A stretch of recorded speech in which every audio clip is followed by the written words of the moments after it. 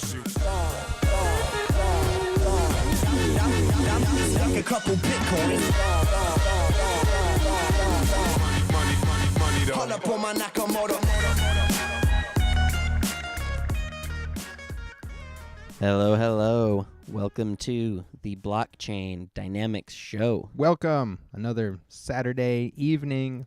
It is the September 3rd. Yeah, episode number 27. Episode number 27. Holy crap, that's a lot of episodes. Air by Trial Radio, as Yep. usual. We're here. We're the Blockchain Boys. My name is Brandon Doge. And I'm Woody. And yeah, we're really stoked to be bringing you another show here. As always, we are brought to you by, this week, Cryptopia. That's right, cryptopia.co.nz. They got a new GUI this week. It's looking real good. Head on over to those forums. Look us up. Let us know what's up. We got some good feedback this week. Really appreciated that. Yeah, we had some cool posts. Somebody stopped in to comment about the new Antminer, the R4, and essentially the idea of using Antminers as a heating device. Yeah. So whereas people might have space heaters in their house, like, oh, what if you just were running a Bitcoin miner? Yeah. And I can relate to that experience because I have, we get some cold winters here at Air by Trial Studios. We sure do. And I have used Bitcoin miners to heat my house before, and it's a pretty damn good method to do it, honestly. Yeah, it's an interesting idea. So I can sympathize with that, but I also have run into the problem of those things getting really hot in the summer as well. So At that point, I should have just shut them off. I burnt up a Bitcoin miner, and I attributed it to running it too hot in the summer. But I don't know if that's actually the reason or if that's actually what happened. But yeah. I think it'd be interesting if a company actually made something that was designed as a heater. yeah, I agree. Like its core purpose is a heater, but it happens to mine Bitcoin. Well, it's like an aesthetic thing. Right. I agree. Yeah, it's got like fans on it. Also, the sound, the noise, as we mentioned. The noise last level, week. yeah. Yeah, the reason that mine ended up overheating is that I use aftermarket fans because the stock ones are way too hot way too loud on the Antminer. Yeah. But anyways, if you head on over to Cryptopia, check out what's going on. They have a cryptocurrency of their own called DOTS that they use for getting services there, and we have a little stash of those to give away to folks that interact with us. Yeah, so post in the thread, tell us what you think. We'll throw some dots your way. We really appreciated the feedback that we got this week. And so, yeah, we're definitely hoping for more people to stop by that thread. It's in the altcoin section of the Cryptopia forums. And as we said earlier, Cryptopia has a new GUI out this week. It's pretty slick. Everything's a little faster. It's nice, man. I was enjoying messing around on Cryptopia this week. Definitely. So let's see. We got a great show this week. I think we're going to start it off with a second look. Yeah, and this was based on some feedback that we received via our Steemit post. Yep, we always post. Because as you know, Just we're all over the place. Yeah, we have a big digital footprint here on Blockchain Dynamics. But we really do appreciate all this feedback. So the listener mentioned LiteBar as a coin that we might mention on the show, and so it was a good candidate for our second look, which essentially would be a coin that we know nothing about. So we're going to go and try to learn a little bit about it, and maybe we'll learn what makes it appealing to that particular person. Yep, so we decided to check out LiteBar. As usual, we jumped to, first we check out the CoinMarketCap, of course. Yeah, CoinMarketCap.com is always going to be one of the first places we go when we're checking out a coin, because if it's been around for any length of time and is actually being traded on any exchange that is semi-trustworthy, then it's probably going to be listed on CoinMarketCap. Yeah, they really have been very good about keeping their database up to date, I guess. So just about everything you can find on there. I see LiteBar, as of right now, it has a $1,500 market cap. That's a 3 Bitcoin market cap. That's pretty low. So, yeah, the first thing you see there, that's very low. But that can also be a moment of opportunity too. You very often don't see coins that will get much lower, True. which is interesting. It's traded on Cryptopia. Exclusively. Yep, I think it used to be on Cryptsy along with BitBar, but of course the Cryptsy, Cryptopia has become the home of a lot of coins that used to be on Cryptsy, and so I think LiteBar and BitBar are just examples of those. Yeah, and you mentioned BitBar there. LiteBar on its website claims to be the silver to BitBar's gold, for what that's worth. It seems that BitBar is a very limited supply blockchain with less than 30,000 coins. Yep. LiteBar, on the other hand, has less than 200,000, about 176.7 right now. But, those fundamentals don't always make a good blockchain. I kind of really like the idea of this type of low-volume coin sometimes, but the truth of the matter is that when you're trying to get into or out of it, it can be a very slow process. Yeah, definitely. It's sometimes, in order to buy $50 worth of a coin, you might have to raise its price something unreasonable. Right, and this is a low market cap, low liquidity coin, which they can be fun, especially if you're somebody who you're just getting started maybe with trading and you just kind of want to mess around with a small amount. These kind of low liquidity, low market cap coins can be a really good way to cut your teeth, I guess, in terms of just learning the basics of trading and trading on a market that is responsive to the kind of the small total that you're trading with. If you're somebody who's looking to spend 2 or 3 Bitcoins, obviously it would be impossible to buy 3 Bitcoins worth of LiteBar just as it is right now. Right. That would, quadruple the price or something. Yeah, exactly. As far as features go, it doesn't promise a lot. Kind of just stands on top of Bitcoin's shoulders as far as what it's able to do.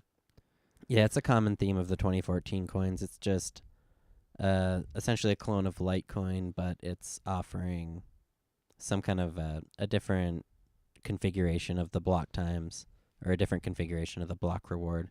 And that's really how coins were trying to distinguish themselves mostly back then. In the long run, it just means that, they've got a stable blockchain based on a good code base, but it definitely is not going to offer anything in the way of features on compared to, a modern smart contract platform or something. Sure. And so an interesting little coin, and certainly not the only one that falls into this category of low volume, low liquidity markets that might be around just forever. I mean, I know that's a silly word to use, but there's nothing that's going to stop this coin from persisting. The blockchain, could be around for quite a while, and I'm excited to see what happens to some of these low liquidity coins years down the road. One of the things I love about crypto is that the barriers to entry are so low that you can have an entire unique commodities market like LiteBar, and it only has, a $1,500 market cap, but there are people that are actually trading it. It's out there, and it exists for real in the context of such a tiny space. And so it's weird to see all of these micro markets that exist in crypto. And like you said, what's going to happen to them in 5 years? As far as we've seen, this is already a coin that's 2 years old. So it's been able to live in this space, basically at the size that it's at for quite a long time already. And it just shows that even as the altcoin game itself continues to expand, and there's, new heights in volume and all this other stuff, there's still enough room for these really tiny projects and for these really tiny markets to, I guess, stand out. Yep. So yeah, really, we're appreciative that somebody suggested LiteBar for us to check out. I think the next little segment, we're going to take a look at some different news. Altcoins have been incredibly volatile. Again, volume is way up. Alts are back. Alts are back. Hashtag alts are back. This time it feels like they never left, which I kind of called this one wrong a couple weeks ago. I was of the feeling that alts were going to be slow for the next, at least kind of till into September and stuff. But obviously, I was completely wrong on that. They picked up huge this week and last week. Yeah, big trading. Some of the highest volumes that we've seen on Poloniex. Very interesting to compare it to anything prior. When we had MintPal, of course, we would see occasionally 1,000, 2,000, maybe 3,000 Bitcoin volume in a day for a coin that was getting really injected with money. Yeah, that was like Black Coin, Dark Coin. And of course, now we're looking at Monero with 100,000 Bitcoin volume in a single 24-hour period. Other the top coins on Poloniex just have thousands of Bitcoins of volume. Yeah, and we talk a lot about, the ability of people to manipulate those numbers and drive up volume maybe in ways that isn't, they kind of use it as a marketing tool, essentially. They'll generate fake volume to drive attention to the coin. But even with all of that going on, it's still pretty clear that the amount of trading that is going on is way up. And there's tons of people in the markets right now. It's crazy. Yeah. Just a handful of coins that we saw going up. Of course, XMR is going to be on there. Yep, big time. Last week we noticed that it had doubled up. And then this week it just shot up again to ridiculous heights. Yeah. Number 5 on CoinMarketCap now. And it surpassed ETH Classic. So, I mean, huge gains for Monero. Really, really happy for the people that were able to get into that coin in the early days. Following right behind it seemed like ShadowCoin, kind of like on the anonymous bandwagon, let's say. ShadowCoin's been a coin that's like kind of the perpetually ShadowCash, I guess it's really called. It is ShadowCash. That's a good call.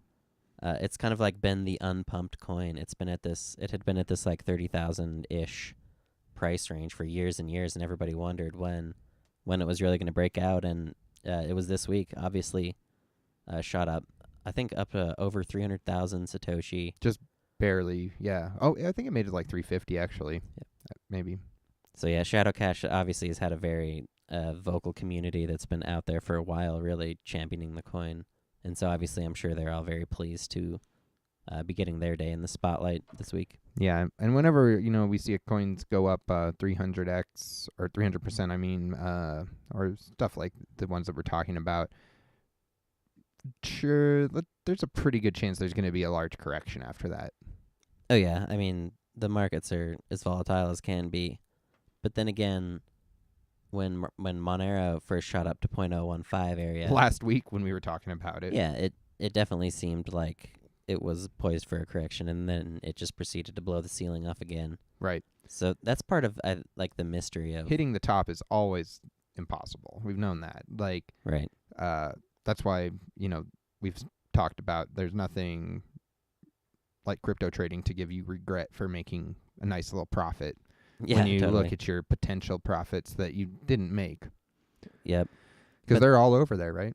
Oh yeah, and that's part of the psychology of the the highest level of traders and stuff is they will make these crazy prices that will kind of in a way try to fool you into holding for too long or maybe buying in when you shouldn't.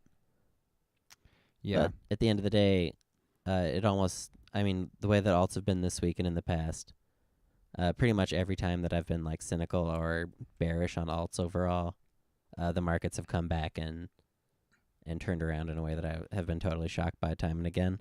And so they've done it again this week. All kinds of coins are just blown up once again. It's really, it's awesome to see. I love it. Yeah, and those are a couple coins that went way up, but there's been coins up all across the board, really, on multiple exchanges.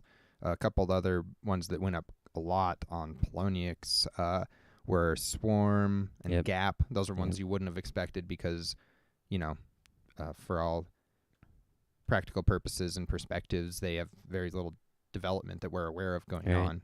I think that the delisting announcement has kind of sparked the holders of those coins to try to make some activity on the markets in order to prevent them from potentially getting delisted in the future. Yeah, nobody seems happy with their lots of petitioning, trying to not be delisted from Poloniex. A lot of these coins probably won't have much of a life beyond Poloniex if they get delisted.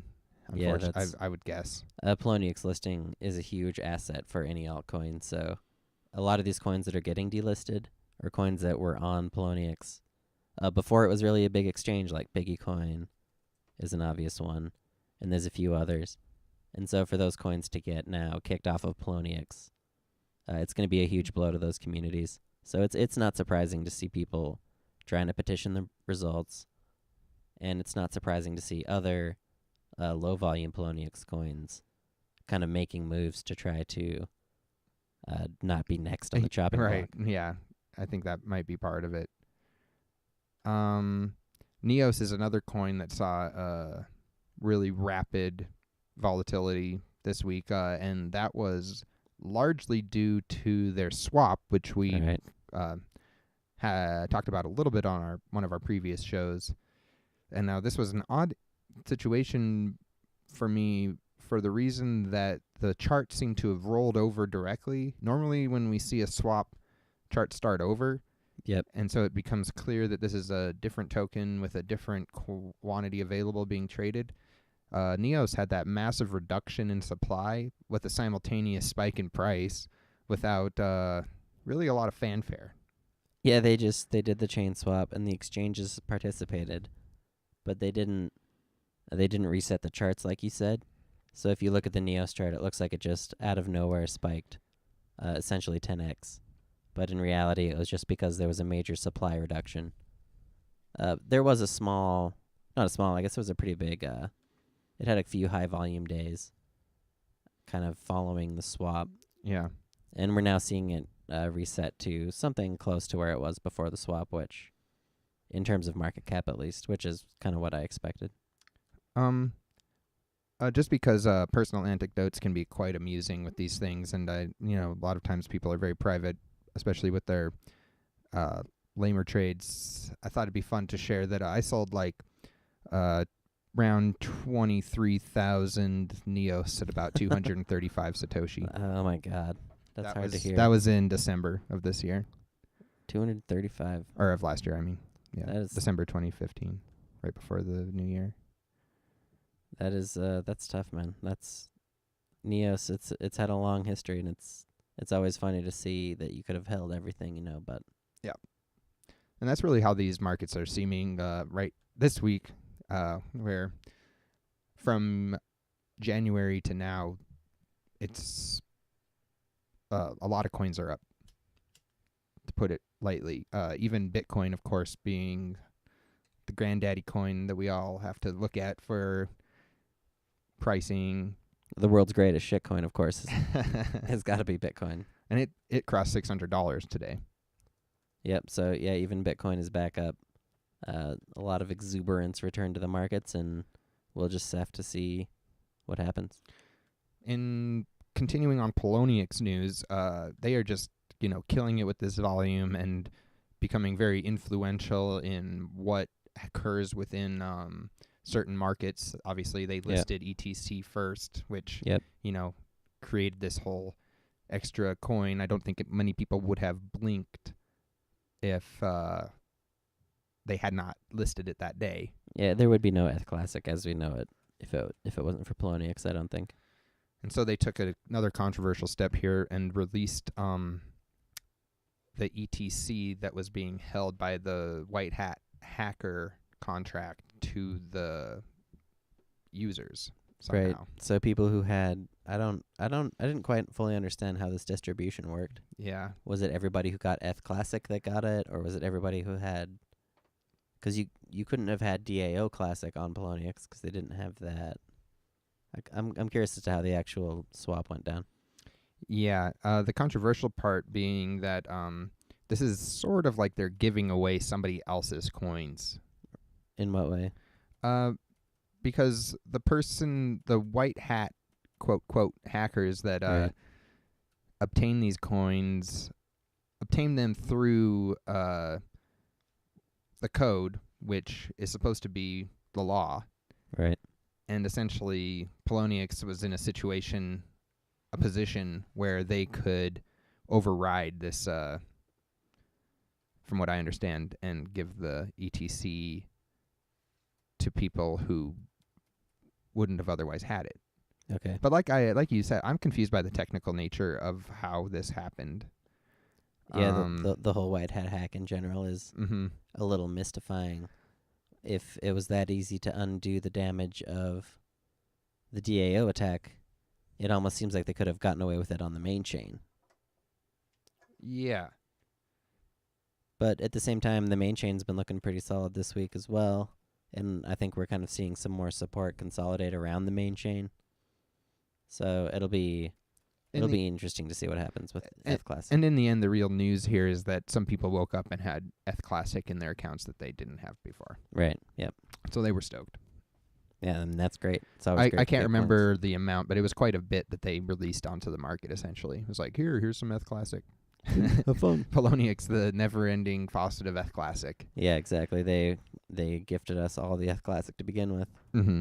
Now the white hat Eth Classic from the DAO has been released. I've honestly been steering clear of it for now. Yeah, I don't blame you. I shifted a bit of my Eth Classic back into the Eth main chain this week. Not because I have any kind of great insight into what's going on with those two coins, but it felt like the time. In other news this week, Bitfinex has started repaying their BFX token holders by rebuying about 1%, I guess, of the outstanding tokens That sounds like a start. to pay. Of course, they got hacked essentially, and then they issued everybody who got burned an amount of Bitfinex tokens, BFX tokens, Yeah. in the value that they lost. They're supposed to be worth $1 each, essentially. They're currently trading at 53 cents, and allegedly when Bitfinex bought them back, they actually bought them back for $1 each. So they must have been using a different exchange mechanism than their own BFX USD market, I guess. But Yeah. This is interesting. It's one of those only in crypto type situations where somebody can issue a token representing their own debt and then buy it back for whatever price the people holding the debt choose to sell it at. sell it at. Yeah. Exactly. It presents them with a real opportunity to essentially bargain against their own debt by potentially purchasing it on the open market. But they didn't do that with this rebuy, apparently. They did purchase them for $1 per coin. Interesting. So I don't know how people were able to get in that list of people who... Now, obviously, neither of Other us were coins. Bitfinex traders, but the question, I suppose, would be, well, would you ever trade on this exchange? I would consider it. But it's a question of how difficult. I haven't used Bitfinex, so I don't know how easy it is to get your deposits and stuff on and off the exchange. I feel like it's just interesting to mention at this right now because I remember Poloniex, of course, was hacked. Yep. And they're one of the few people that managed to do that sort of pay. Obviously, they took a different strategy than Bitfinex, but they did pay back everyone eventually. Yeah, that was one of the things that helped distinguish Poloniex and kind of helped them stand out in the early days. So yeah, if Bitfinex does pull this off, they could be fine. But the method that they're doing it has also kind of left a sour taste in people's mouths, and it could become an issue for them as well with regulatory stuff because they're allowing people to trade their BFX tokens for equity in the exchange, and that could potentially cause them problems down the line. Another coin that was kind of kicked our way for a mention based on its one, lack of development, and two, sudden rise in price was LeoCoin. LeoCoin. This is another one of those 100% pre-mined coins where somebody just owns all the coins and kind of makes up a lot of trading on the exchange to try to attract attention, I think. Right. And so it did go up this week, doubled up. But it's probably just them. They're playing with their own coins, essentially. There's probably not a lot of real participants in that market. Yeah, I think you're probably dead on about that. One, just sort of out there thing I noticed about LeoCoin, looking through it, that was worth mentioning, I thought was just that it had its own exchange. Did you see that? I didn't see that. What's the exchange called? There's LeoExchange, literally, and this website only trades Leo versus Bitcoin, the Great British Pound, U.S. dollars, and they also trade Bitcoin versus the Great British Pound for some reason. Right? Why not? What with is like it? zero volume, of course. How does the price compare? Is it similar to the normal exchanges? It doesn't really look like there's anything available. It's very odd. No volume. Yeah. So yeah, that's LEO, just another kind of a similar formula that we've seen before. In other news, ZCash. Still coming. It's still coming. That's about all there is to say about ZCash. It's probably one of the most anticipated coins that's on the horizon right now. One of the most recent things I heard is that there most likely will be a GPU miner at launch. Okay, that's good news. Yeah. Sweet. I didn't thinking about it. I don't know if it's AMD or NVIDIA, but I'm sure shortly there'd be both of them available.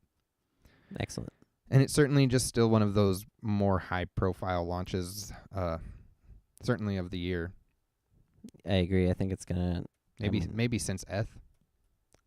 Yeah, I would agree. I would agree with that, and I'll be curious to see how it plays out. I want to say, something like Lisk came out and kind of blew away everybody's expectations. So that's kind of the coin that I'm wondering how ZCash will fare against. ZCash, of course, it's a different theme. Lisk, obviously, and ETH taking the smart contract approach, and then ZCash following in more the anonymity theme, I guess. Yeah. And so it'll be a question of is the anon theme, does it still have enough weight to carry a coin into the super high market cap territory? Right. Well, and of course, the big criticism that we're going to be hearing quite a bit is that 20% to the developers, whatever that is. The development fund situation. Is that a like 20% of the block reward type thing? Correct. Goes to the developers? Yeah. That's a pretty large percentage, but I didn't realize it was that large. I actually didn't know about that. Yeah. Well, we're seeing more and more of these types of projects that approach blockchains from a slightly more corporate standpoint. Yeah, I can agree. They're a lot less. They're not worried about coming out with a huge pre-owned blockchain and just saying, "Look, this is the product. Are you interested?" Yeah. Like what we saw with Steam, essentially. Which, of course, especially for open source purists or a lot of old school Bitcoin enthusiasts. Yeah. And, just different aspects of people around this sort of software definitely like the openness of certain pieces of software, not protecting it from I don't know. Everybody wants a fair chance. Yeah. And definitely. certainly there's always going to be an amount of control that the developers have if they're getting 20% of the block rewards. Right. And I think anyone familiar with blockchains just kind of understands that. And there'll be a certain amount of people that accept that for what it is and are willing to participate. And then there will be people that are totally put off by that and don't view it as legitimate for those reasons, I guess. And I can totally sympathize with that. When I'm shopping for coins, so to speak, like, oh, what do I want in a blockchain? I'm almost always looking for, that 0% pre-mine, proof of work, kind of like the ideal blockchain in terms of what Bitcoin traditionalists would be looking for. But I also have to recognize that you can't fault somebody for creating a blockchain technology and then coding themselves to be in control of a large percentage of it, right? Because they're the ones who made it. Right. And if they're legitimately offering a service that has value, they're going to be able to sell those tokens. So why would they not try to take a little bit of control over the chain? Right. And I think we'll see that as blockchains become more popular as ways of storing data. There'll certainly be a lot of use cases that don't fall into sort of a libertarian, that's for sure, or like different policy type standpoints, Exactly. open source, whatever it is. Yep, we're going to see blockchains that break the rules, I guess. Like everyone's, sometimes there'll be news like this big company is looking at blockchain technology. Let's use the word Microsoft or something. It's looking at. Right. You really think when Microsoft comes out with their blockchain that you're going to be the one pre-mining it or like getting the Instamine? Yeah, of course. Like fuck, dude. They're going to control that because it's just going to be another method of storing data for them. It's probably not going to be it'll be interesting to see what happens when they embrace those types of things. For all we know, they use those types of technologies internally. It's true. And what we're seeing I think that they can coexist. Like, we're going to see people running 0% pre-mine, proof of work, classic blockchains, essentially, to do things with those, I think, going into the future. And we're going to continue to see people having controlled blockchains, internal blockchains. And I think that essentially they're going to coexist, and we're going to have both spheres in competition with each other, and also just each, doing what each can do best. Yeah.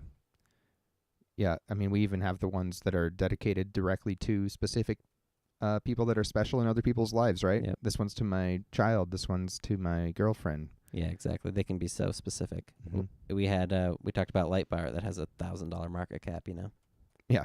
It's like they can be so niche. It's incredible. All right. And just a quick gainers and losers brought to you by CoinMarketCap there. Neos was way up, talking like 800%. 800% up. That's on the week. We're looking at the 1 week change here, the gainers and losers. But Neos, of course, had that swap. Right. So most of that increase is just due to the fact that the supply has reduced decreased dramatically. a bunch. Yep. SDC did amazing this week. Plus 454%. That is huge. Woo. Aeon. Coin you don't really hear about. No. It's a Bittrex traded coin. It went way up, 200%. 222%, yeah. So those are the big winners this week. Losers this week. Losers. E-Dinar, man. Minus 90. Woo. That's a lot of it. That's most of it. That coin lost almost all its value. Draco, that's DT token. That's a Bittrex traded coin there as well. That's minus 60%. Ouch. And then our old buddy EDRC. EDR coin, that's our favorite coin to trash talk here on Chain Dynamics. Yeah, because they were all about saving energy. They saved energy by lighting up the YoBit sidebar for a few months, but down 40% this week. Moving on. Up next, we do Random Coin Spotlight. Yeah, this is a segment where we simply use the random.org to pick a number between 1 and 100. Look up that number on the coinmarketcap.com, and then kind of just take a look at it. Today was number 79, which at the time was Gulden. NLG is the random coin of the week. This is not a new coin by any means. It was started back in April of 2014. Yes, it was. It has a interesting approach. It claims to be very usable. Okay. They have their own exchange that they say can instantly transfer between certain fiat currencies and Gulden and Bitcoin, to the point where, sort of like a shapeshift.io thing or whatever it is, they say you could go and pay any Bitcoin bill in Gulden instantaneously. Oh, sweet. Of course, I don't have any Gulden to test out this theory, or I haven't downloaded the app, so I'm not going to comment on like the usability or the actual product itself. But that's what they're claiming is their idea there. I'm pretty sure it's being targeted towards the Netherlands. Yep, Gulden is the Netherlands currency, or I think it's not the current currency, but like a historical currency of the Netherlands. Mm-hmm. And so they're playing off that. NLG has a special place in my heart because it was one of the earliest coins that I mined, like right on launch, where I would try to catch the Instamine or whatever. And back then I just had one graphics card that I was mining with. But I was able to get a few NLG like right off the bat, and I sold them over the counter on the forum. It was one of the first like person-to-person trades that I ever did. And interestingly enough, I sold them for, I think it was 400 Satoshi. And here it is over 2 years later, and it's basically the same price, 451 sat. Yeah, it looks like it's had a couple spikes, but nothing that would constitute like its mega pump, sort of like some of the coins this week got. This coin has been one of the most historically stable coins against Bitcoin that, honestly, I've ever seen. Looks like it started really low, though. You can see where it was at the very beginning, maybe for 2 months, 3 months, it was very low. And then it had an initial pump where it hit its all-time high. And ever since then, it's sort of been very steady, like Brandon said. See, and it's never really fallen into a deep pit or anything. And it's always had a kind of a strong community backing as well. So yeah, I really like NLG. One interesting claim that this application they've created also makes worth mentioning is that they say that they can wire the output to any international bank account number. Whoa. So if they actually have that type of stuff set up, that does sound a little bit more advanced than some coins have made it. Yeah, that is pretty sophisticated. I would be curious to know how well that actually works. Yep. If anybody has any experience with Gulden coin or its more advanced money transfer features, let us know. If you're an NLG fan, hit us up. Find us on Cryptopia. That's our random coin spotlight for this week. And next, we're going to jump right in to the new posts. Yeah, we love new posts. That's, that's our bread and butter. Our bread and butter. We love them. We read the Bitcoin Talk forum, so you don't have to. Yeah, exactly. It gets ugly over at those Bitcoin Talk forums, but you can always count on your friends here at Blockchain Dynamics. The Blockchain Boys. Yeah, we will go through those posts, and we're going to bring you all of the most interesting new coins of the week. First up, the proof of work coins. Yep, we're going to start with just the proof of work, proof of stake coins. CrankCoin. CrankCoin. This was launched kind of at the beginning of the week by Josh A. Fest. The first thing that stood out to me about this is that he also launched B3Coin last week. And yeah, okay. It's odd to see people just publicly launching coin after coin. It seems like back in the day they would make a new account for each one. Yeah. But now they're just launching them. Yeah, we got a couple serial shitcoin devs going on right now. Yep. And the funny thing for me about this is that he used the logo for High Voltage Coin, HVCO, in his logo. And then a few pages into the thread, the developer of that coin shows up and is like, "What?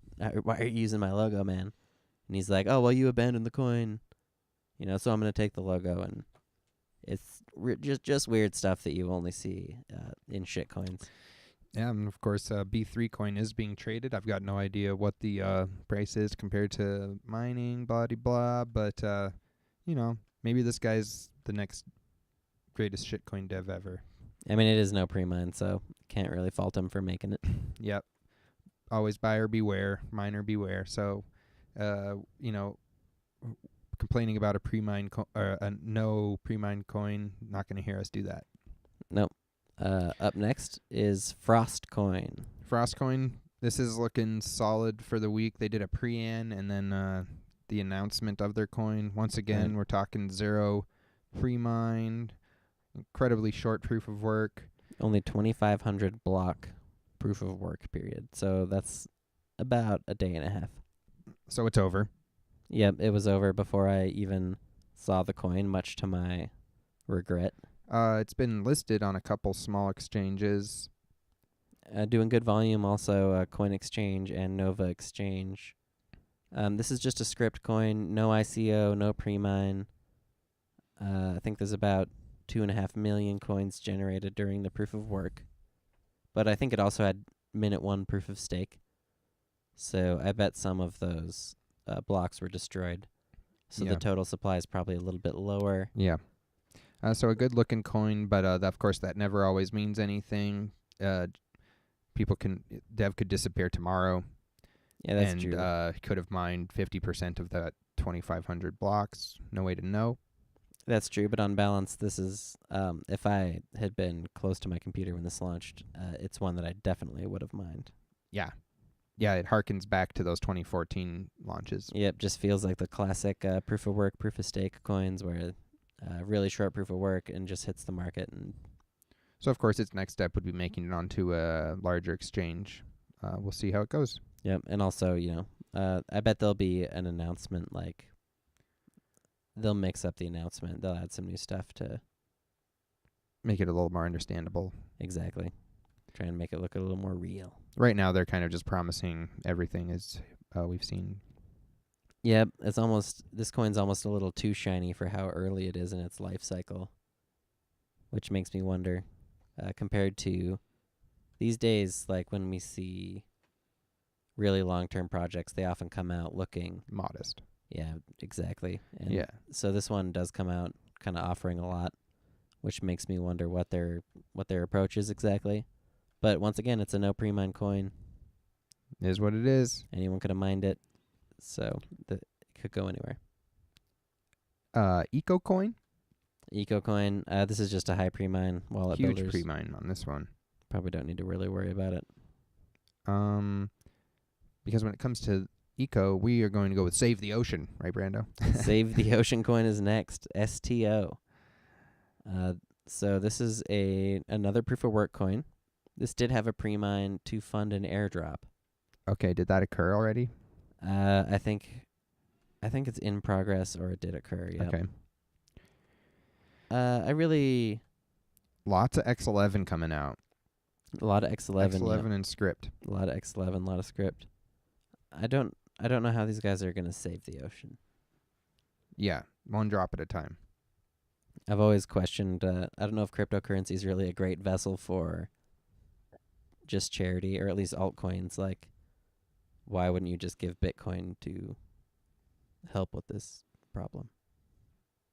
Yeah.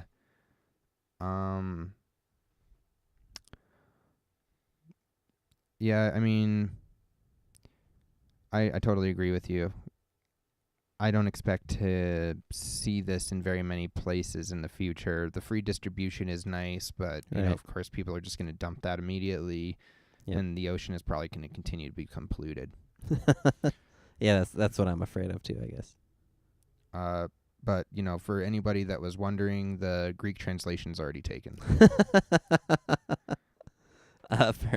If you spend any amount of time on Bitcoin Talk, you'll see that lately, anytime anybody releases a coin, like 20 people pile into the thread, all begging to do translations, looking for bounties for translations, and it's getting a little old.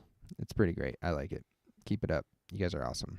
It's true, honestly. The fact that so many people are out there kind of fishing for this money just shows how vibrant the scene is overall right now. But Up next was BitCloud on our proof of work new coins. new coins are still in the proof of work coins, and we are talking about BitCloud. Yeah, this one doesn't look terrible. Once again, we've got no pre-mine. Yeah, I thought this one looked really good, but it seems like there were some issues with the code, which is not good. That's never good. And unlike normal, it's actually got a lot of zero pre-mine coins to compete with this week. You're right. Yeah. So it's competing against all these other coins, and it has some blockchain issues. It's another script coin with a 10,000 block proof of work, so it is still mining. That separates it from Yeah, Frost, unlike- for example. Yeah, Frost is already done, unfortunately. And it's not drawing a lot of attention, No. but it looks a little too amateurish, honestly. Yep. I guess we'll see if it can make it a few months or maybe a year. And speaking of amateurish, up next we are going to talk about Beginner Coin, Beginner coin, a coin for beginners. a coin for beginners.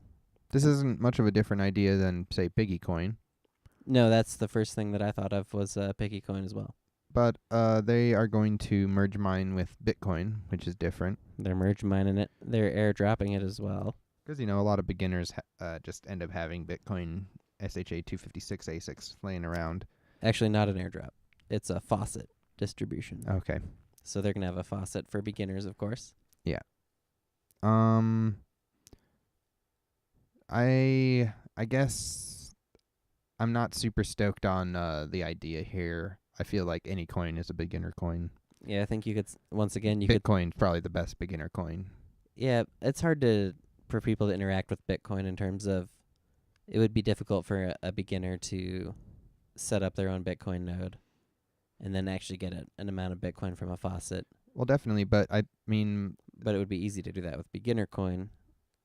Maybe. But it would also be easy to do that with... You don't have to run a Bitcoin node to be a Bitcoin user. That's true. That's a good mean, point. I feel like most altcoin traders don't run Bitcoin nodes. No, definitely not. But, beginner coin, merge mining is always an interesting choice. It gives you the security of the nice algorithm there. Yep. But it also makes your coin very easy to sell for nothing because anyone who's already mining Bitcoin can add your coin in and then sell it as a bonus.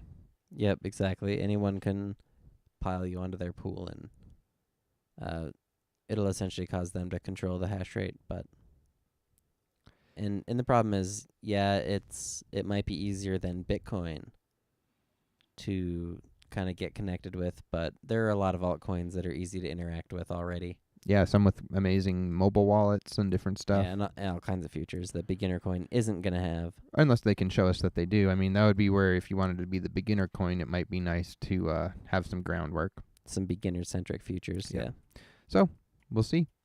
Up next is Beats. Beats. This is an X11 coin. It's got a long proof of work and also proof of stake phase. Based around music.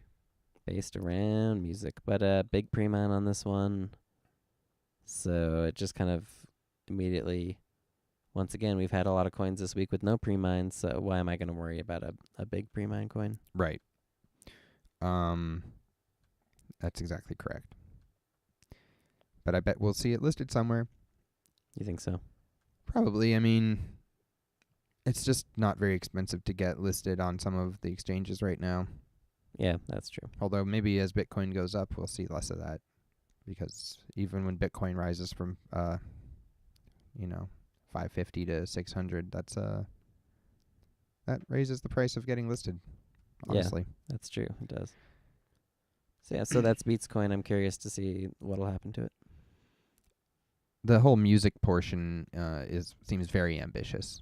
It's a little too much for me. And it's being hit hard by a lot of other coins already. Yeah. The final proof of work coin this week is TomorrowCoin. TomorrowCoin. Now here we have another serial shitcoin dev. Yep. This belligerent fool guy has given us 3 coins in 3 weeks. Benji rolls a couple weeks ago. Yeah. What did he make last week? Let me double check. I don't remember. It was Currywurst. Currywurst coin, of course. How could we forget? Yeah. And now he's back this week with TomorrowCoin. And so, yeah, as usual, if you see somebody putting their name on 3 coins in 3 weeks, it means you can probably forget about him. Yep. But, I hope he's enjoying his blockchains. Yeah, there's nothing wrong with it. We'll cover him. Yep. And that will do it for the proof of work coins this week. Next, we are going to bring you up on this week's IPOs. Yep. One of the most popular distribution methods of coins, of course, is just selling them to people. Yeah, for better or worse, Ethereum kind of legitimized the IPO as a method of distributing altcoins. And as a result, we see people almost flooding the market with IPOs every week. The first one is a tiny little, for some reason, 5 Bitcoin YoBit ICO. For Cosmic Coin. And of course they aren't even really trying to attract investors. They're appealing to people's gambling sense, Cosmic launched and they said it was going to be an IPO, but then nobody bought into it. So they released it as a proof of work pre-mine coin And then now that it's been released for like a month, they're gonna try and do an IPO after the fact. So this is a weird one. Yeah. So, sensing a little desperation here. Nothing too interesting. We always keep an eye on everything. Up next is Quintessence. This is another ICO. Yep, of course. Massive bonuses. Always strange. I think when the earliest investors get better deals. Mostly because, from my perspective, that would indicate that somehow the person running the ICO is benefiting from having your money in earlier. Yeah, the early bonuses are always something It's that just bizarre. you don't want to see it. It's just cryptocurrencies kind of organize themselves into pyramid schemes on their own in a lot of ways. Like, the holders are always interested in... As do governmental currencies. Yeah, exactly. Of course. As do many things. And so I guess my point is that we don't need to pile onto that. You know, I don't like seeing excessive referral systems. I don't like seeing excessive early adopter bonuses. Right. Because it just contributes to this, oh, you got in first, so you win mentality, which I don't always like, I guess. I agree completely, man. Otherwise, this is associated with Crypto Bullion, CBX. And I'm not sure why, but it is. Mm-hmm. So yeah, so that's Quintessence. They've actually have a plan, which is different from some people. Yeah, this is a this is a well put together post. I can't fault them for it. Yep, and it's also by a hero member. So we'll let you know as things progress. Day one of their ICO is September 12th, so we're a little bit ahead of schedule there. Oh, okay, nice. Up next, ZLOTYCoin. Zloty. This one maybe not so well put together. Not so, but yeah, this maybe is the worst one of the week for the ICOs. Maybe. I'm not saying it is. It's hard to say. They're not trying to sell very much of their blockchain, which is unusual. Usually an IPO will be for 90 or 95% of the coins. This time it's only like 3 or 4% of the coins that's actually even going into the IPO, which is unusual. Yeah, that is unusual. There's not a lot of noteworthy stuff going on there. Nope, but it's another new coin, and you know, as we've pointed out several times, the first bit of a coin's life can be very misleading. It's true. So who knows? We can go through rebrandings, all sorts of stuff. Swaps. Rebranding, swaps, anything can happen. Komodo coin is up next. Komodo coin. This is another well put together post. Yeah, this one looked pretty nice. The theme here is that they're gonna use the Bitcoin hashing network to secure the chain. Right. And they're gonna use the ZCash anon technology to anonymize the transactions. Yeah. So they're promising the security of Bitcoin and the anonymity of ZCash. Yeah, so at least a unique approach here. They're taking a couple different routes to distribution that I felt like were kind of complicating things. But what those are they're having an ICO. 90% of their supply is being offered in that. Right. They are also doing a Bitcoin dark swap. Okay. I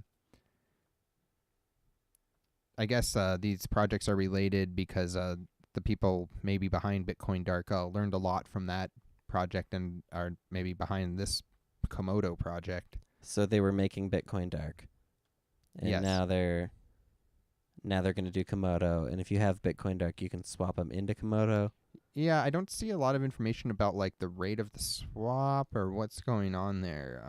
And then Komodo's also an ICO. Yes. So you're going to be able to arbitrage the ICO price against the Bitcoin Dark price. Maybe. That's pretty. I guess that depends on how the distribution of if that happens immediately or if that gets distributed all at once. That could all happen on one date, and then you wouldn't have an opportunity for arbitrage. Right? Right. Does that make sense? Yep. But they don't give those details yet, I don't think. Oh, here we go. Bitcoin Dark valuation for the swap. They basically have chosen a price, a fixed exchange rate in Satoshi for Bitcoin Dark. So for every Bitcoin Dark, you will get 532,074 Satoshis worth of Komodo. Okay. Interesting. The Bitcoin Dark market did not seem to react well to this. That surprises me. You would think it would cause the price to go up. Yeah. But who knows? So That's Komodo. Komodo. Very cool. Up next is LuckChain. This was just a generic IPO. Kind of had an overly high supply. So it's like 150 billion supply or something. So the ICO price is like only at 1 Satoshi to buy it, which means that there's not a lot of room to mess with it. And I don't really like coins like that. Yeah. It's funny that they say that they've, they make a statement about luck at the beginning there. Yep. And like all ICOs are a little bit of gambling for sure. And I think that they've nailed it on the head with their LuckCoin, their LuckChain. It's just going to be a gamble. Up next is Omicron. This surprised me because it's Gladimore, the person who launched BitToken a couple weeks ago, and BitToken has been doing surprisingly well. It's just kind of a Bitcoin clone, but it distinguished itself by having a really high hash rate of like 1.5 petahashes. For a while. I just looked it up, and it's at 800 terahashes now. So still a pretty strong network. Yeah, and his plan here is to have a diversified investment fund for people through his Omicron token. Dude, this is the third coin this week that the developer has launched a coin last week. That's crazy. Yeah, that is weird. That's really weird. So no doubt part of his portfolio is going to include the coin that he launched last week. Yeah, BitToken. Yeah. And this is a 1,000 Bitcoin IPO. That was the part that was the biggest turnoff for me. It's like, I mean, I understand being ambitious, but thinking that you're going to make a top 100 coin just straight off the ICO price, it's bold. That's bold. If this sells out, I would be wary more so than if it didn't. That's the problem. Yeah, and I've said before that I don't think we're going to see too many huge IPOs like this completely sell out. But I also was not expecting the altcoin markets to go up like they have in the last couple weeks anyway. Right. And so now it's starting to seem possible that 1,000 Bitcoin IPO like this might actually sell out. But it's also an idea that's going to at some point be successful. Right. It's not the first attempt. I think Salus, which we covered last week, is something sort of similar to this. Maybe not as straightforward as this, but I think the general idea was there. I agree. And I think that there's been other coins like Gambit, that have done similar things. Sure, there's other ones out there. But me, I'm partial to those proof of work, no pre-mine coins. Yep. And he did that last week with BitToken. And now he comes out this week with the IPO, and it's less exciting for me. For so much money. For 1,000 Bitcoin. Yeah. Okay, that's we'll Omicron. see where it goes. Yeah, I mean, best of luck to him. Yeah, it's awesome. Zion. This coin was originally launched as Monero Classic. Yeah, that was not a very creative name. No, they called it Monero Classic, but it wasn't based on Monero, really. So no, that was just an attention grab. Yeah, just an attention grabbing. We saw that last week too, right? Yep, we did. What coin? There was a coin that called itself a Classic. Yeah. But was it YoCoin Classic? It was. Yeah. It was, but it was a new blockchain. Like, if you're going to call you got to follow the model of Eth Classic. Yeah, they missed the opportunity. There has to be a controversial fork, and they know the Eth Classic guys capitalized on that. Yep. So yeah, that's Zion. Yeah, I don't think there's much else to say there, really. It's also an ICO, of course, because it's in this section and has all these tiers. Once again, price goes up. When will it end? It won't end, and that's why when we look at our next coin, No Limit Coin, we see it's another IPO. For yet another fantasy sports. For more fantasy sports. So. And fantasy sports are huge. There are probably some companies that are making some big bucks off of that industry, but anyone that's used ESPN, fantasy football website knows that it's just so well designed. The likelihood of anybody kind of surpassing them simply on the basis of being blockchain based is so low that in something like this, the interface is going to be the primary interface and user base. The blockchain is going to be a secondary aspect, and when somebody manages to kind of come out with that and back it with a blockchain, there could be a large opportunity there for early adopters, of course. But, this is just like, I doubt that these people even made this crypto fantasy sports image. Right? Right. They don't have any credibility. That's the problem.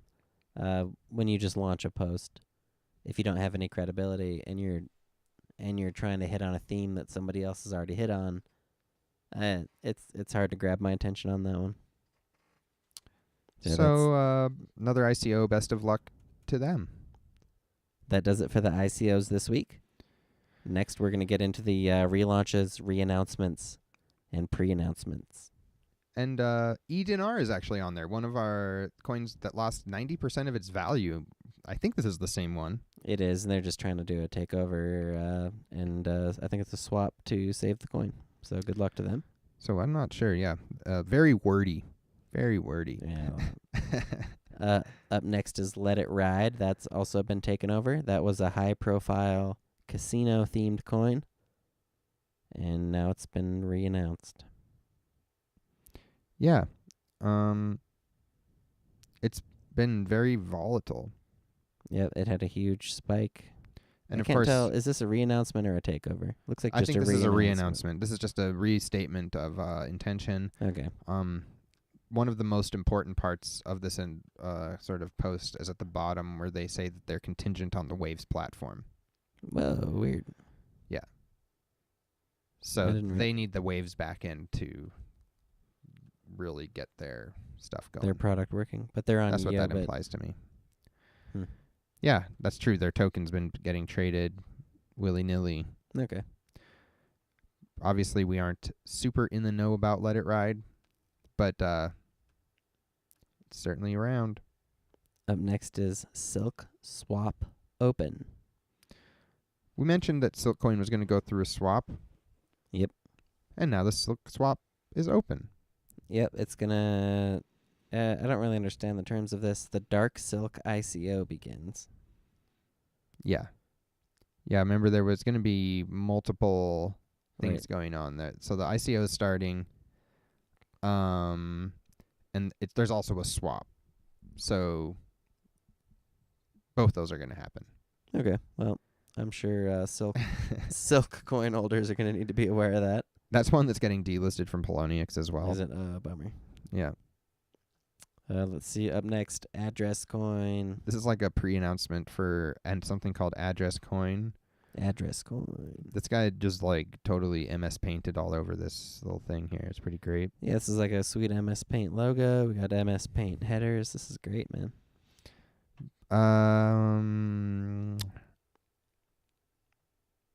Don't worry, the Greek translation has been taken care of. Oh, yeah. So many translations have been reserved. That's funny. I think with the pre-announcements, there's not a lot to say, so maybe we'll let you know if it launches. Yeah, that's the hardest thing about pre-announcements is keeping track of them to the point that they actually do launch. Shelby Coin is another pre-announcement. It's a takeover announcement / pre-announcement. This is a pretty boring post, man. Really nothing boring. Yeah. Shelby Coin. More news coming soon. Yeah, right. We also had another pre-an this week. Got to finish it up with some Harambe. Harambe Coin, the legendary gorilla, of course. He looks quite dapper and majestic in this photo. He is majestic, yep. It's a shame about his passing. But, At least there could be a cryptocurrency to remember him. Maybe. Yep, they're making a coin called Harambe Coin.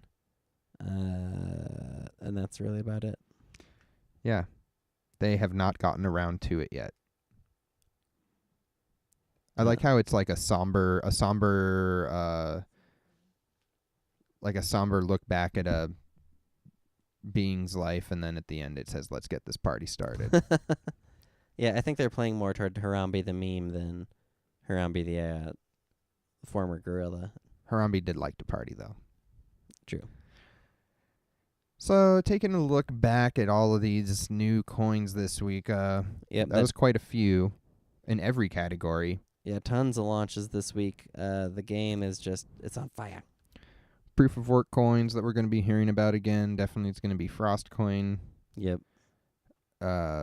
Maybe BitCloud. We'll probably see CrankCoin get listed somewhere. We'll probably see Beats Coin get listed. But I think that FrostCoin is probably the standout for me this week.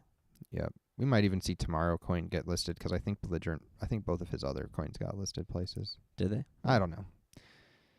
ICOs, maybe Omicron, maybe Komodo, maybe Quintessence. Komodo is probably the interesting ICO for me this week.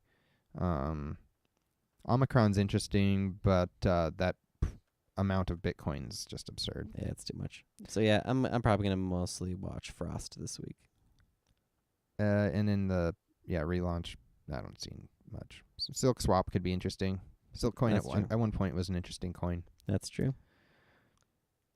Alrighty, up next we are gonna jump into the listings. Yeah, both mining pool listings and exchange listings are important steps for coins because they need them. Yep, gotta have them. SuprNova pool this week, they added FrostCoin, of course. Yep. But it's already gone, already mined out. There it goes. It came and it went. And SaveTheOcean. SaveTheOcean. Maybe he was just bored. I didn't really like SaveTheOcean coin, but he did go ahead and add it, so you can mine that there. I mean, there was a point in time where he was listing everything, so he's scaled back quite a bit. There was a point in time where he was like one of the only. Where 3 people were listing like tons of stuff. There've been points where there've only been a couple of active pools, and he's always been one of them. Great job, SuprNova. So let's see. We'll do the exchange listings next. We'll start it with Cryptopia as always. They listed E-Gulden. But this is a different E-Gulden than we covered earlier. This is EFL, which is actually different than NLG, interestingly enough. Right. Okay, that's not E-Gulden. That's just Gulden. Yep, that's GuldenCoin. Yeah. But E-Gulden was added at Cryptopia. And that's not E-Dinar, which is another coin. Okay. They also listed library credits. LBC. Shout out to those guys. Poloniex, nothing. Bittrex, nothing. YoBit, always listing. YoBit keeps the listings coming. I've almost tuned out YoBit at this point in my trading. It's become its own little world at this point, I feel like. Yeah. It's got its own ecosystem, its own coins, and a lot of them aren't very good. A lot of nonsense. But they finally listed Syndicate. They did. It's funny because at one point in time, they would have been the first exchange to list Syndicate. YoBit got their start by listing every altcoin that came out on the day it came out. Right. They used to just do that for every coin that came out. And then once they got popular, they went with the system where they just have a really low listing fee. And now they just wait for people to pay the fee, basically. They also listed Shilling. They listed CrankCoin. B3 coin. XONeCoin. HiCoin. BitTokens. BitShares 2. And E-Dinar listed, I think, for the second time. I think the swap or the relaunch was listed. C-Cex, the cryptocurrency exchange, also listed Syndicate. Yep, so Syndicate is really rounded out now. Yep, now it's on all Bittrex. It's on, just anywhere you want to buy it. One left. Do you think it can make it there? To Poloniex? Yeah. I think it's going to be tough for Syndicate. They're going to have to deliver on the product. He's going to have to actually produce essentially the wallet that he's been previewing. Mm-hmm. And then, even then, I think it's going to be tough for Poloniex. They haven't been adding. They really haven't been adding a lot of coins like that recently. In terms of, I can't think of any coins they've added that have just been like, here's kind of the classic wallet formula. Here's some really cool features we've built into it. They haven't been driving towards that as much lately. They've really just been focused on kind of these ground up rewrites and that kind of stuff. But that said, if they are able to deliver on what they've been promising, I do think they'll be a promising candidate for a Poloniex listing. It'll be interesting to see if once they get rid of this slew of coins, if that kind of inspires them to look into listing more, or if it affects them at all. That's a good question. Will they be looking at a broader set of coins? They're making plenty of money at more than they ever have it right now, based off of the fees. So yeah, they're doing fine. But C-Cex. They're also listed NucleusTokens over there, which is a ICO that had like a 600 Bitcoins for sale worth. It looked ridiculous on there. That's C-Cex? Blue Trade, still, you guys just are not good at saying if you listed anything. Yeah, we like to cover we do Blue like Trade. that exchange. They were the ones that listed Decred first, which really, True. They were so close to being Major. a relevant exchange. Yeah, they don't have a Twitter's, or they don't have they don't announce their listings, I guess. It's hard to keep up with them. Yep. Every once in a while you run across a coin that's there, though, and they're fine. NovaExchange is next. They listed Frost. They listed FrostCoin. And they listed Beats. They listed So Beats. that's already out there. Both new coins this week. I didn't realize Beats was already listed. So Yep. That's one where I would go back and check what the mining price is versus this exchange price, because you never know. It's true. Good call. Yeah. LiveCoin. LiveCoin, they have a Chinese exchange online. That's what they announced this week. Okay, just a language translation? Chinese language version of their site. Okay, and they also listed SwisCoin. And Monero. They were like, oh shit, we better list Monero. They did DubaiCoin as well. And Dubai. Nice. Cool. I hope they got a little bit of that Monero action. It's probably hard to get people to even trade it over at your site unless somebody wants to bid incorrectly in one direction or another. Yeah, it's tough to get volume when you're competing against so many established exchanges.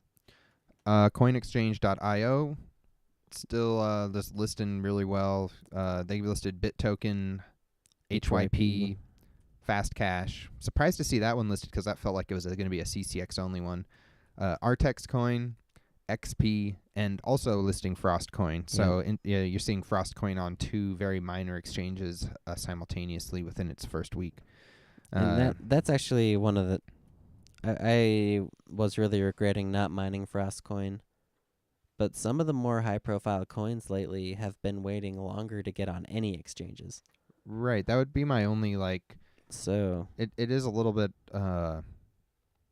it makes me just take a step back when I see it, the thing where it's sometimes too good to be true. Right, yep, exactly. Having so much interest right off the bat, and the fact that the proof of work occurred so quickly, it could be a great coin. We'll see if they ever deliver anything, right? That's what it comes down to, man. That's what it always comes down to. Right now, it's obviously speculation, and that's one of our... That's what we love. It's probably one of our favorite parts of the new coins, is that they can go up or down based simply on people's expectations. But FrostCoin right now is going to be an interesting one. Yep, definitely.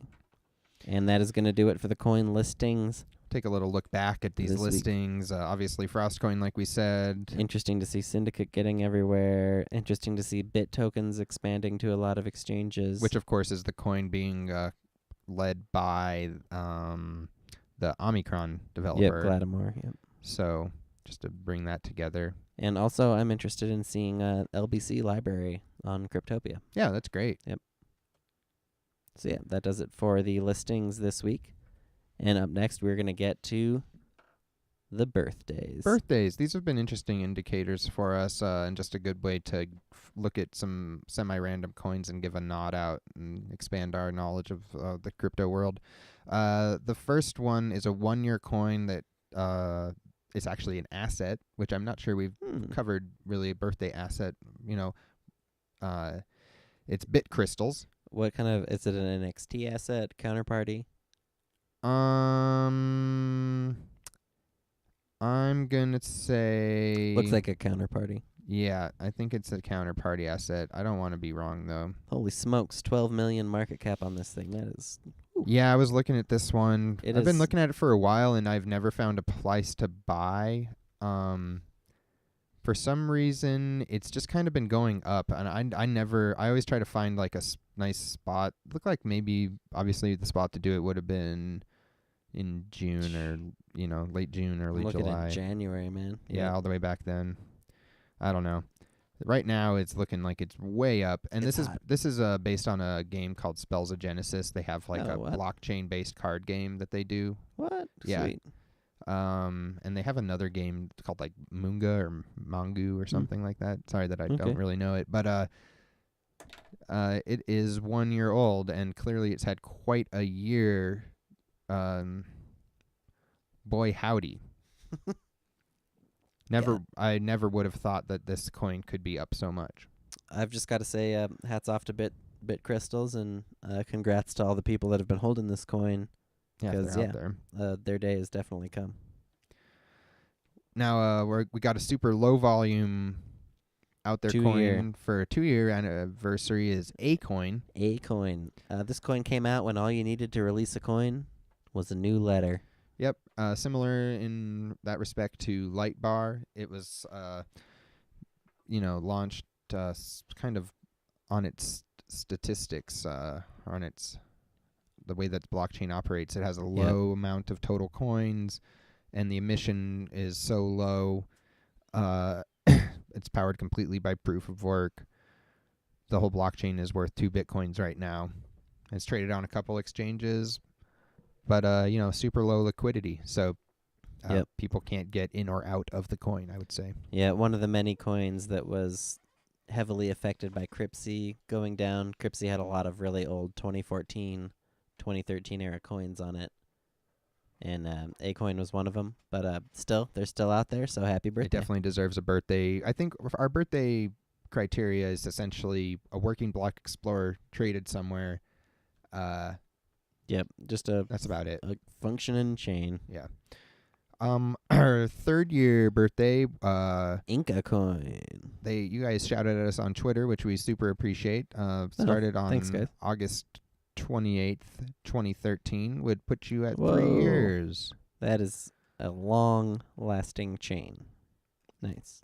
Slightly higher market cap on this one, 104 Bitcoins. They're traded on Cryptopia, and they're also traded on YoBit. Yep. And I wonder what's the futures of Inca coin. It looks like it's an SHA coin. Looks like it's a proof of stake coin. Must also have proof of work. Yeah, definitely. They're saying they're one of the first proof of work and proof of stake hybrids, which if they were actually launched in 2013, they would be. Yeah. So this is interesting. Yeah, so one of those coins that has been around for a long time, and as we've mentioned, we love keeping an eye on coins that have low volumes. Yep. In this case, it's interesting to see a coin with a moderately sized market cap in such low volume. That's true. It does have about a 100 Bitcoin market cap, but still very quiet on both of its exchanges. But seems like it's a well-developed coin. Seems like it's been going for a while, so big shout out and a happy 3-year to Inca coin. Yes, indeed, and that is going to bring us right along to the end of episode number 27 of Blockchain Dynamics. Yep, that's going to do it. Always just really love doing the show. It is, of course, what's the day today? Saturday, September the 3rd. Yep, from Error by Trial Studios. And we are, of course, brought to you by cryptopia.co.nz. Check us out. Head over to our thread there in the altcoin section. Give us a shout out, and we will kick you 5,000 dots. Why not? Just to say hi. Why not? Get them dots. Yep. My name, of course, is Brandon Doge. And I'm Woody. Peace.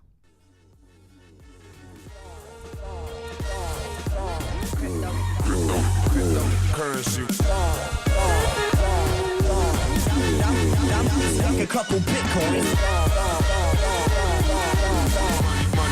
Money, Pull up on my Nakamoto.